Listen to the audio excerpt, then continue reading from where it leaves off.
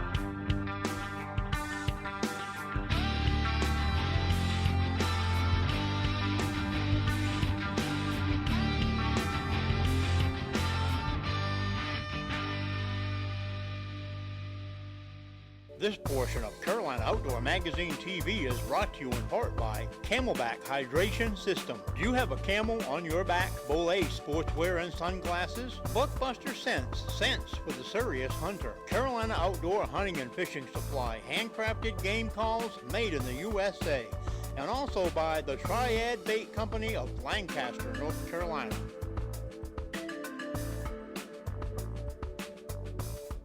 Hey folks, want to keep up with the Carolina Outdoor Magazine TV team? It's an easy thing to do. Just like us on Facebook at Carolina Outdoor Magazine TV. And you'll be able to keep up with the behind-the-scenes clips, bloopers, news and videos, and a lot more. So what are you waiting for? Like us today.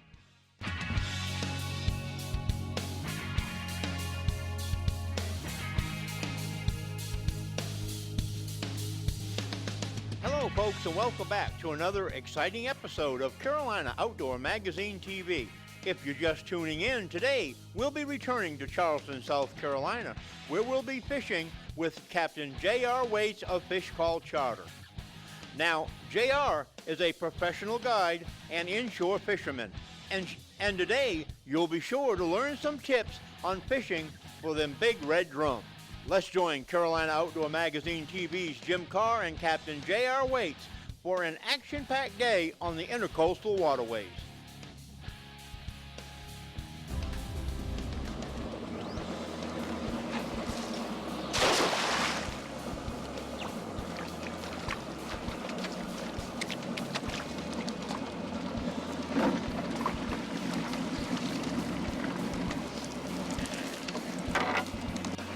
What we're doing, everybody, is, with this type of fishing, we're going to be using live bait.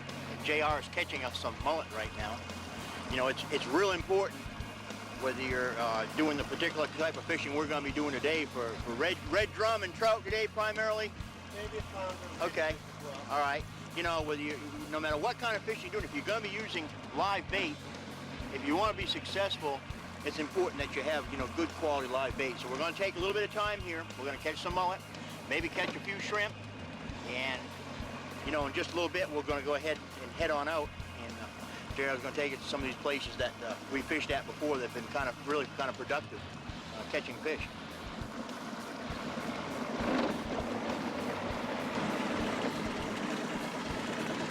So you swing me around I'll cast in between this oyster bed and the oyster. Which way you want to go in?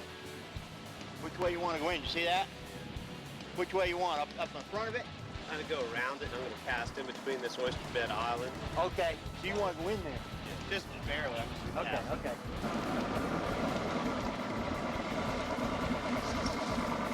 You're missing that time. Well, I see one in there. Oh, quick. Get them all? Oh, yeah.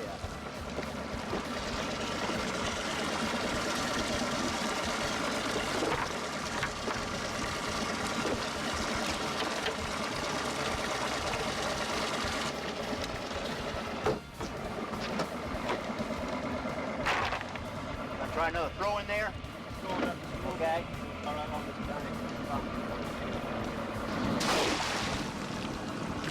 They know when that net's coming, don't they?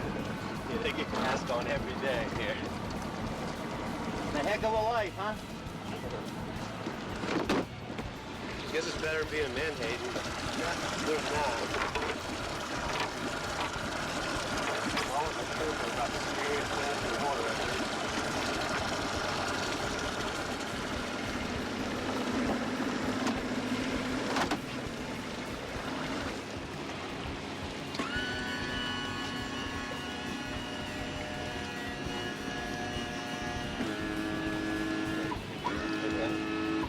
All right, Jim, and here I'm going to have you cast in a black spoon. All right.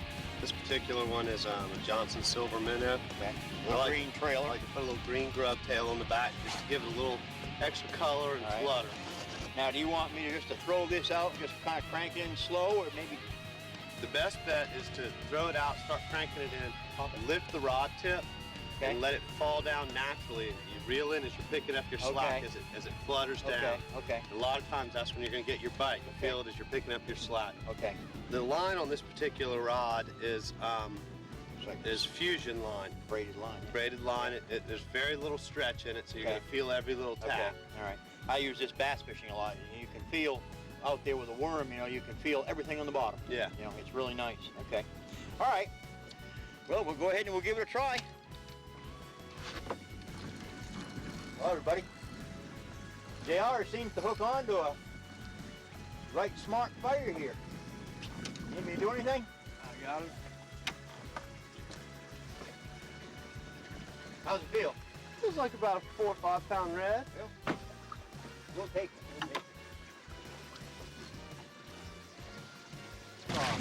Yeah.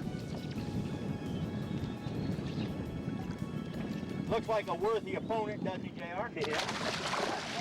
Definitely a beautiful first fish of the day. He sure is. Today, everybody, we're fishing here just outside of Charleston Harbor. JR waits.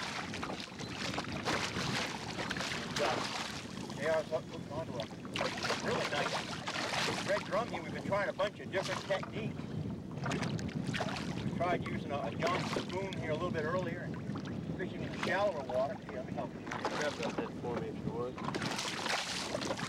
And that didn't pay off, so JR decided we'll come over here and try to catch them with mullet. All right. Way to go. All right.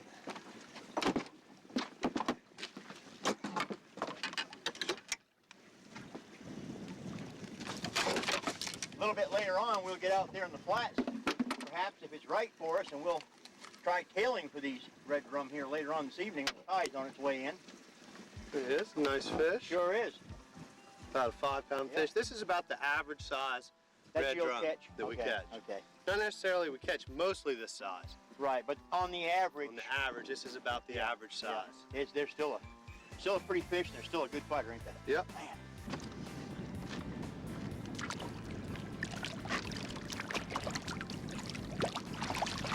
There he goes. Does it take much, JR, to a fish like that to revive them? I know like stripers and stuff, if you fight them a lot, big striper, they'll die.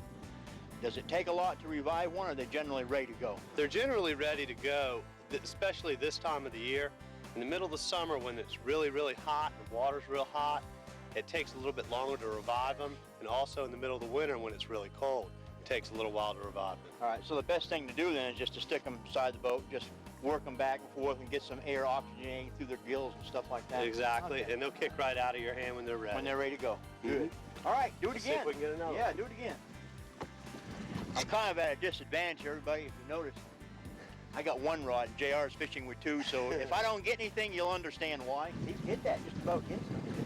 Yeah, he went down there alone. And that was kind of over there where all them mullet were. You want to try this bottom? We're messing bottom around. rig, Jim?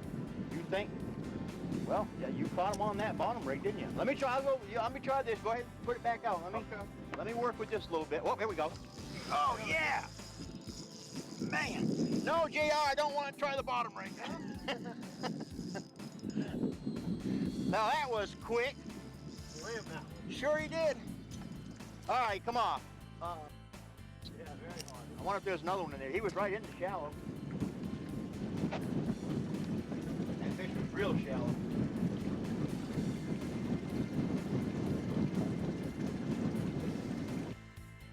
Yep. There we go. Another one. Was he just hanging on there? Yeah, I was just reeling it in to check the bait, and Man. boom. Let me get the net. He's right here, isn't he? Yeah. Another strong fish. Oh, he came loose. Ah, all right. Well, that's good. Quick release. Man, you're hammering away at him. JR is going to show you real quick, everybody, there how we're doing this bait. We're just clipping the tail off, and that just makes them bleed out a little bit, JR. Yeah, just gets the scent out in the water. There's so many of these small finger mullet over there right now that ours is 1 in a million. Right. And even though he's slower and swim differently on a hook here, if we cut his tail and let a little blood come out, the fish will find him much quicker. Find him quicker. Gives it more of a traction out there. Just slicing the end of his tail off. That's all we're doing. He's ready to fish.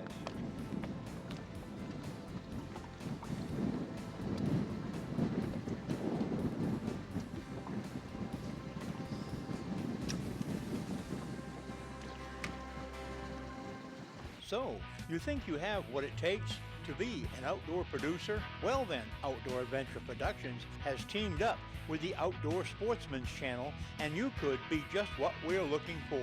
I know, you're probably thinking it's too expensive to have my own outdoor show.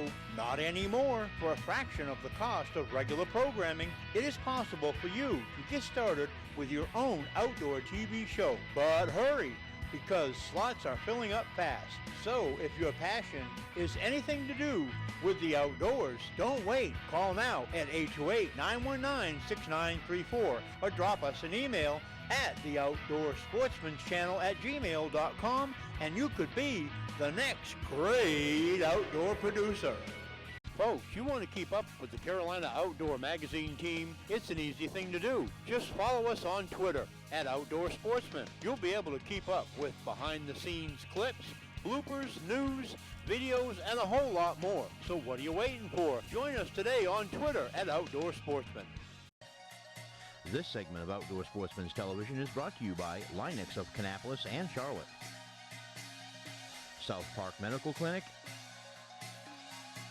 and also by Wilson Creek Outfitters.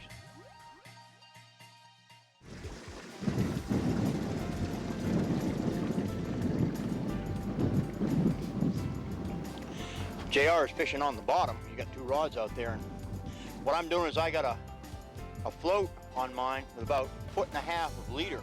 We'll show you the rig here when we pull it in, and I'm kind of working the shallows and throwing mine. I've been getting a lot of my hits throwing over there in about 6 inches to a foot of water and letting it kind of drift out to the deeper water.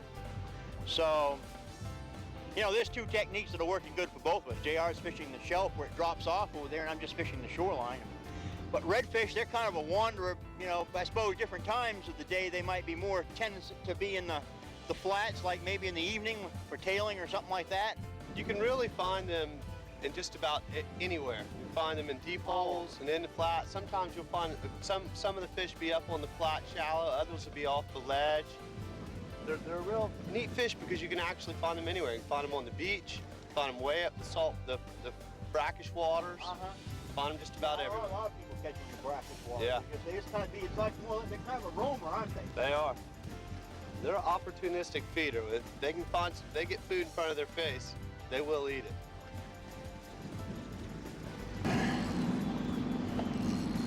Looks like a pretty good one, JR. Yep.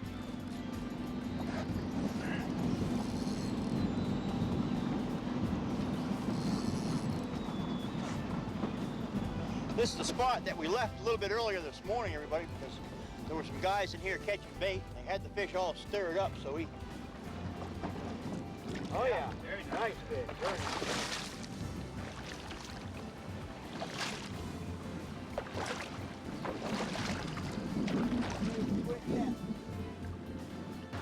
Man, they're so strong.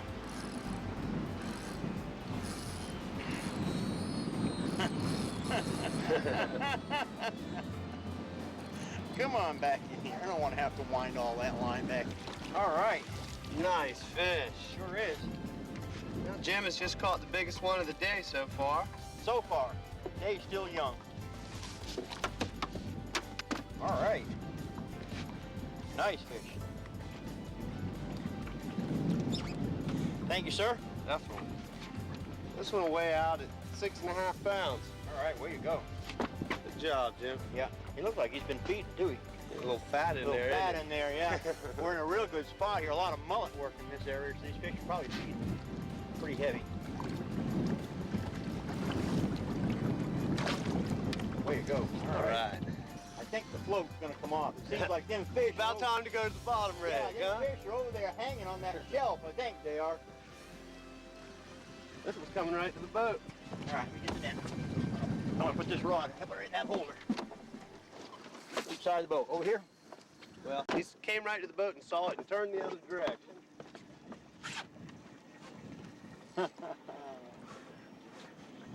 Really nice fish. This is just some of the action, folks, that you're going to have if you come down here and you book a trip with JR.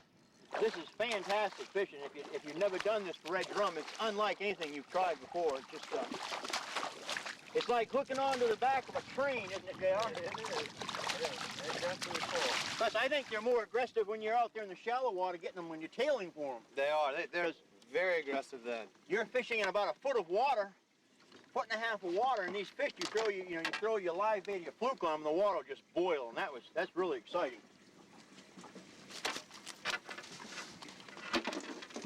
I think they must be hanging right off that shelf, aren't they?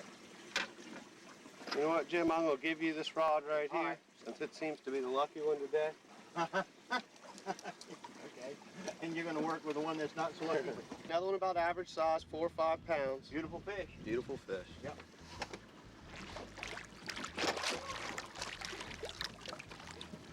See you next time. Big one, isn't it? It's swimming pretty good.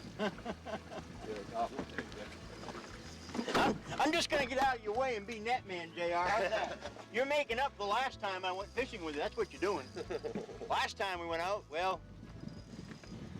You did catch one real big one, but we had a tough time getting We him. had a tough time getting them. Caught a few trout, but... He's not that big, but he's definitely a fighter. Now he wants on this side of the boat.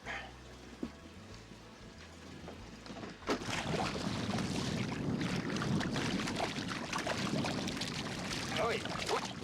Back in the net. Beautiful. Another great thing about this fish is that they can stand fishing pressure pretty well. As long as you catch them, they're hooked not deeply, and you release them quickly within a minute or two, Right. they're gonna live. Now we're not going to catch. Go ahead and put him in, JR. Yeah. We don't want to hurt him at all there. I guess what I want to ask you is, in Charleston Harbor area here, if a person comes down and they go for red drum, there's a slot limit down here, isn't there? Correct. You can Okay. keep fish between 14 and 27 inches. Okay. All right. Basic. Obviously, we're not going to catch any. We're just out here filming today, and you know, but that's something you want to pay particular close attention to if you come down here by yourself. That's why it's a real good thing when you come down the first time out to get you a guide, because the tide's up and down, and the bottom's forever changing when you're in this kind of condition. And if you don't know the rules and regulations, it can be kind of bad for you. So first time out, you might want to get a guide, because a lot of different rules and regulations that you got to pay attention to, and that type of thing. Oh, yes. He's just boiling the water. That it's like just hooking on to a freight train. Here you go, here's clear. Underneath the boat. Under the boat. No way. And this is like hooking on to a freight train, folks, because they generally go, as you can see, that fish is going about where he wants to go.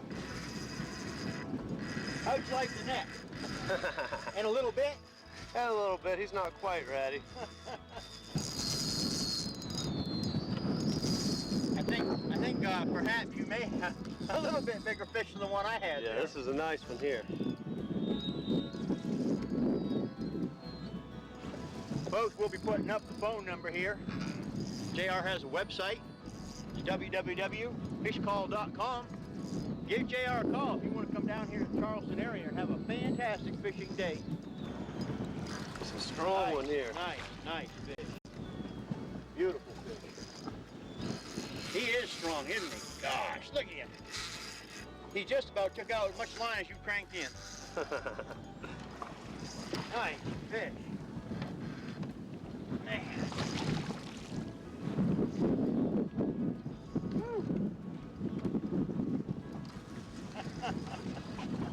Is he ready?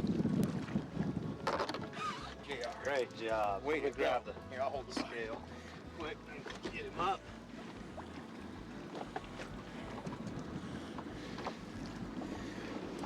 Oh yeah, that's a out of the slot limit fish there. Sure is. Look at the spot on his tail there. He's got 2 on that one. Yep. What a beautiful fish. Took it a little bit deep, but he's not in his gut. We can get it out. Shouldn't be a problem. Wasn't no problem at all, was Nope.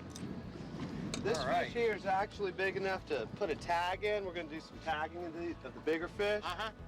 Now, what's the purpose for tagging this fish, JR? To let other anglers know that you have caught this fish, or is this something for the state to... This is something for the state. The South Carolina Wildlife Department Okay. does research on these fish, and they want to know how quickly they grow, where they move to. Very good. And so what we'll do is we'll tag it, and these tags have, it says reward mailed to South Carolina Marine Resources, and it has an address, Well, that's neat. an individual number that represents this fish. All right.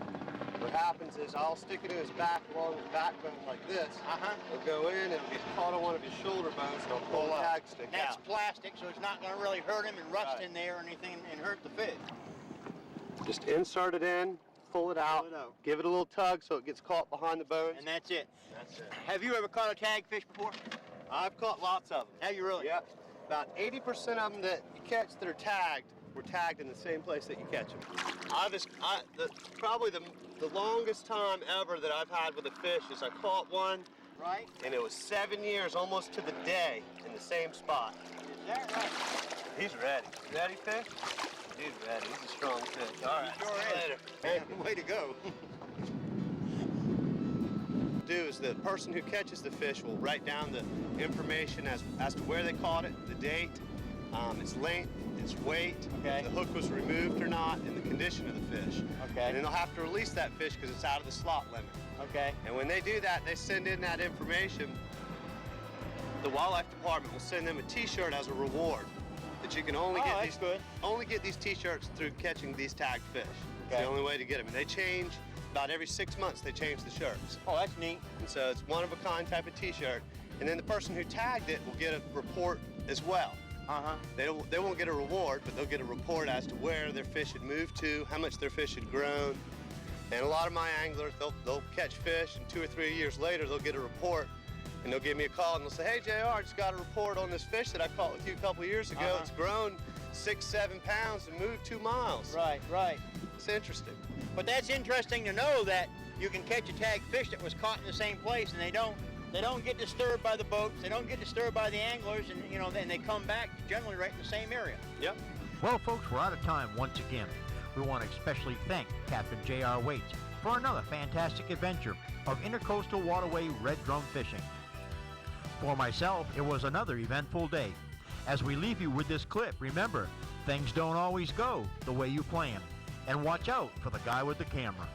We'll catch you somewhere next week in the great outdoors when we do it all again.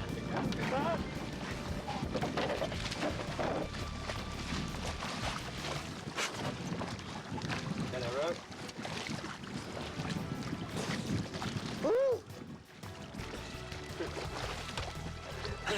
So that thing catch. You started going.